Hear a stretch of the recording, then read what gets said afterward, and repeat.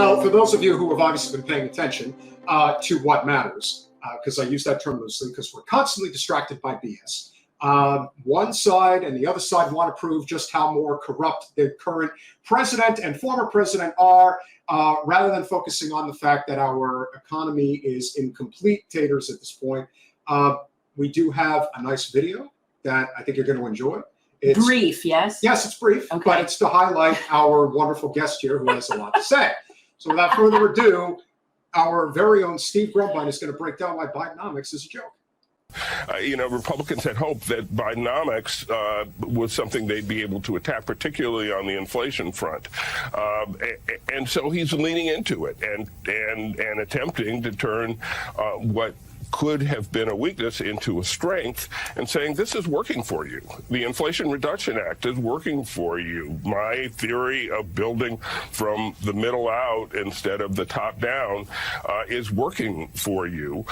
It was maybe a year ago that they started the interest rate hikes, year plus, year and a half, 2 years, yeah. Mm-hmm. Yeah. And so within that space, you know that any economic actions you take have to take time to go. They're like leading indicators, lagging indicators in the economy. By raising interest rates and continue to raise interest rates, what they've done, and you'll notice they're talking about the strong economy. Why? Because the interest income channel is soaring. The rich are getting huge monies from their stock, from their bonds, from their other investments that have interest rate through the roof. They're making big bucks while simultaneously Jane and Joe Sixpack are out there running up their credit card at 35% and are trying to buy the same thing that they could have bought if they had cash. They're having to put it on that credit card at 35%. And then they're paying compounding interest on that same thing as well. I don't have an explanation for why people think it's bad, because objectively it is good. It's hard to imagine it could be much better. It truly is. I mean, yes, inflation could be lower, but unemployment could hardly be lower. The economy, our economy is growing. Our GDP is growing. Interest rates, were ratcheted up quickly beginning in March of 2021. And 2022. I would have thought, frankly, that would slow the economy down a lot faster and further than it has, which just goes to prove it takes a long time for higher interest rates to work their way into the economy. But, bankruptcies are not, exploding left and right. The economy is still growing. I don't know. Looks pretty good to me. Do you think there's an element, people just like being unhappy? People like being unhappy about a lot of things in America right now, and unfortunately. These fucksticks sit there and try and put on a show, making it seem like, hey, everything's great, because in aggregate, it looks great. When you don't look at targeted areas and you can just do the big thing, that just shows you what a little blip the income for regular Main Street is, that it doesn't even register. The fact is that investors are making money hand over fist. Friends, even in the MMT community, that elevate this investor grade bullshit. And I got to be honest with you, this is where the class division separates. This is when you realize, hey, just because you know MMT doesn't mean you got a good heart. And folks are sitting there literally celebrating this kind of bullshit freaking, it literally is theft. It's wage theft. It is literally nothing but paper money moving around in the stratosphere amongst the investors. It's not hitting Main Street. I mean, could you think of anything worse than a guy saying, do people just like being miserable? People just like being miserable. Is that what they're doing now? That's what they're saying? It got me just as hard watching it then as it did when I was watching it with Jordan. I got to tell you, I mean, when you are an investor and your portfolio looks great and you can see the numbers, I use the term aggregate. Okay. When you think of 350 million people in America and all the economic activity that goes into that, and aggregate, it looks good because there's so much money being pumped into the top with the increased rates that we've been dealing with from the Fed, that these people are living la vida loco. The rest of us, I don't know about you all, but I know that come October 1, I'm going to be looking for a whole lot of different ways of surviving, because that's when the student debt hits. Yep. Okay. And I am terrified. Let me say it in words that may be really striking. I am so terrified. I'm living like a feral cat. Okay? I'm living like a feral animal, literally on edge. My body feels filled to like you could put a pin in my thing and just squirt everywhere, because I'm so filled with pressure, trying to figure out how the fuck I'm going to survive when that hit comes. And I'm just one dude. There is $2 trillion, more than $2 trillion in student debt that is going to be called on come October 1, September, but the payments begin in October. And worse, these loan servicing companies are out there fucking people with the rates, fucking people with the payments. There's no way. Like when I last paid a student debt payment, I think my payments were somewhere in the vicinity of $599 a month. God. Last check I had, they're going to be $1,000 a month or more. So I don't know about you all, but where do you come up with $1,000 a month? Just sort of out of nowhere, right? And I know it was coming, but I knew $599 was coming, and that was terrifying. 1,000? 1,300?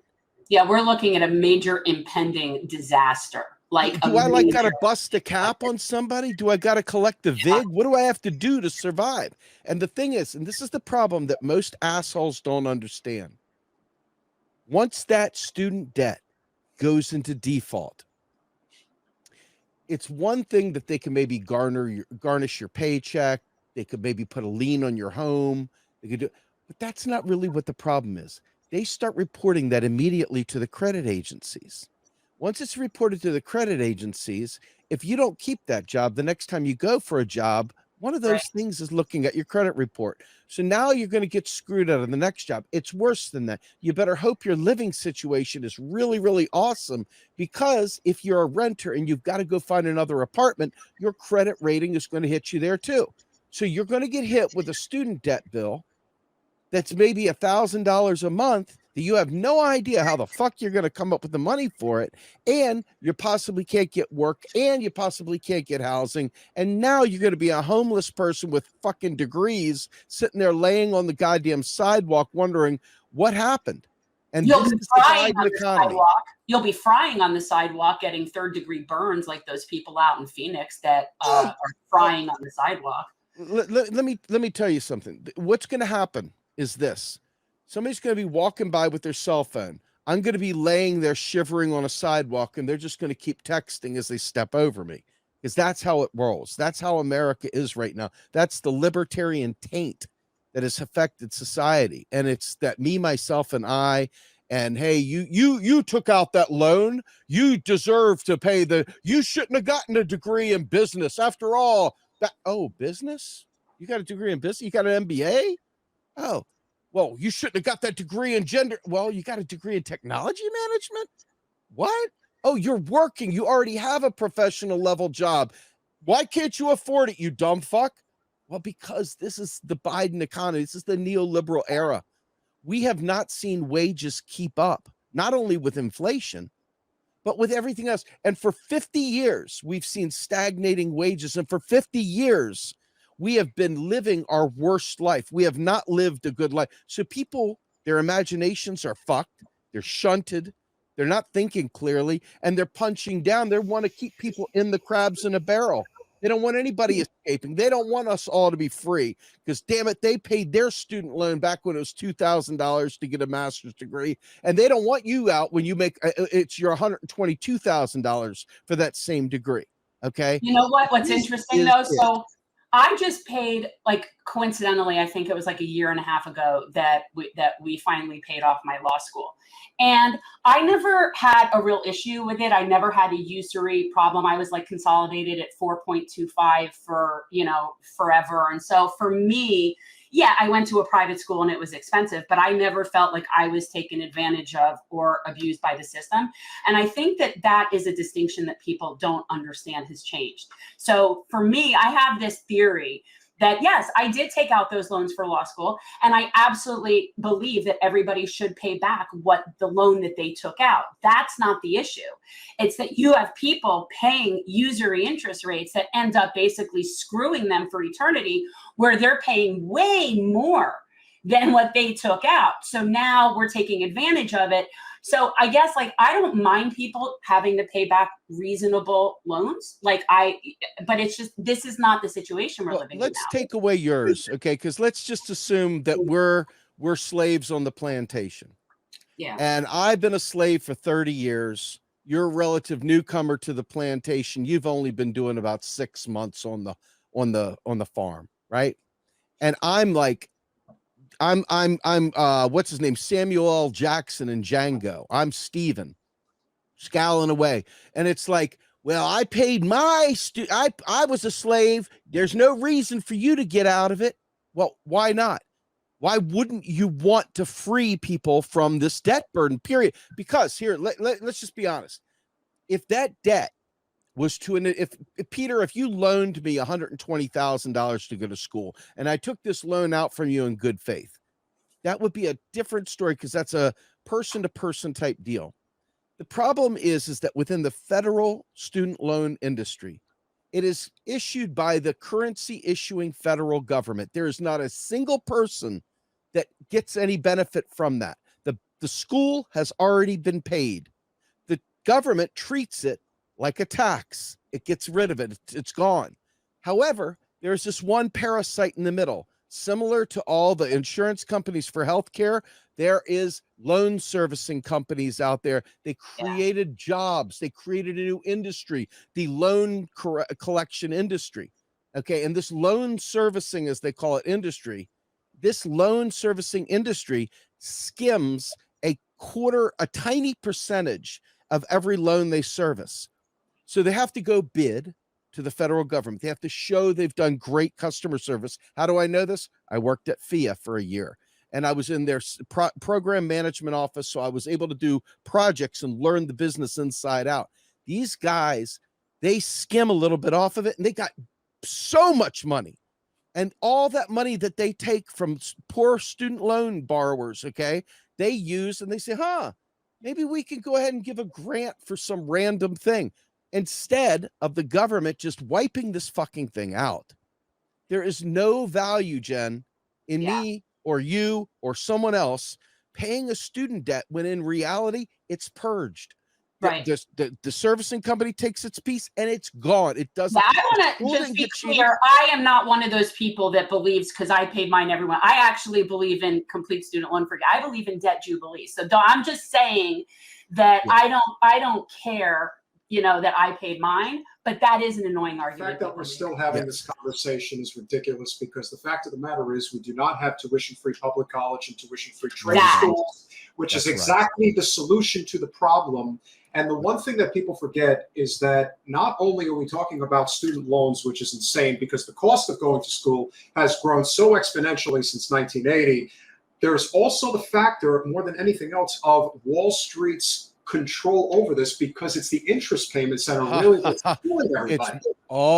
Let me tell you what goes it's more nefarious even than that. More egregious. Yeah. What has happened is that just like the fucking mortgage crisis, those rich sacks of shit were betting on the market for the houses. They were shorting the market.